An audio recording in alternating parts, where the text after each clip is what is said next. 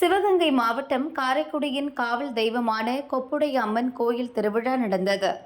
தினமும் அம்பாள் பல்வேறு வாகனங்களில் எழுந்தருளி வீதியுலா வந்தார். விழாவின் முக்கிய நிகழ்ச்சியாக தேரோட்டம் கடந்த 20ஆம் தேதி நடந்தது.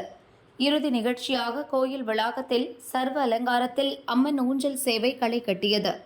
தொடர்ந்து கோயில் அருகில் உள்ள தெப்பக்குளத்தில் அலங்கரிக்கப்பட்ட பூந்தேரில் அம்மன் எழுந்தருளி அருள் பாலித்தார். திரளான பக்தர்கள் தரிசனம் செய்தனர்.